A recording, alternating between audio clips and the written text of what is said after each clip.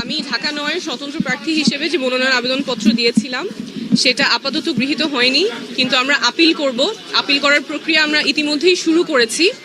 কারণ হিসেবে যেটা নির্বাচন কমিশন বলেছে, আপনারা জানেন যে স্বতন্ত্র প্রার্থীর জন্য বিধি অনুযায়ী 1% ভোটারের স্বাক্ষর নিতে হয়। সেই 1% ভোটারের সংখ্যা যা হয় তার চেয়ে আমরা বেশি স্বাক্ষর সাবমিট করেছি, প্রায় 200-র মতো বেশি ছিল।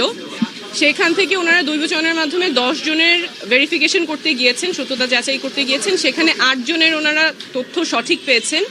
2 জনের ক্ষেত্রে ওনারা মানুষটাকে খুঁজে পেয়েছেন, সত্যতা যাচাই করতে পেরেছেন, কিন্তু সেই 2 জন ঢাকা ৯-এর ভোটার ছিলেন না। ওনারা জানতেন না ওনারা ঢাকা 9-এর ভোটার। একজনের বাসা খিলগা যেহেতু ঢাকা 9 আর 11 দুইটাই পড়ে, উনি জানতেন যে উনি ঢাকা 9-এর ভোটার এবং তার জানার কোনো উপায় ছিল না যে সে ঢাকা 9-এর ভোটার না। উনি গিয়ে ওয়েবসাইটে চেক করেছেন, ওনার ভোটার নাম্বারটা পান নাই। এনআইডি যেটা ছিল উনি জানতেন উনি ঢাকা 9-এর ভোটার, সেভাবে তিনি স্বাক্ষর করেছেন।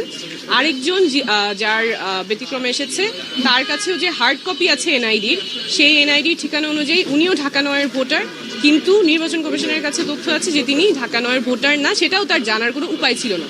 তো যেই 2 জনের কথা ওনারা বলেছেন যাদের সত্যতা পেয়েছেন কিন্তু ঢাকা 9-এর ভোটার না, এই 2 জনের ক্ষেত্রেই তাদের জানার কোনো উপায় ছিল না যে তারা কোন এলাকার ভোটার এবং ঢাকা 9-এর ভোটার না। ওনারা জানতেন যে ওনারা ঢাকা 9-এর ভোটার, সেই অনুযায়ী ওনারা স্বাক্ষর দিয়েছেন এবং নির্বাচন কমিশন কোনো উপায় রাখে নাই ভোটারদের জানার জন্য যে তারা কোন আসনের ভোটার কিংবা ভোটার নাম্বার কত।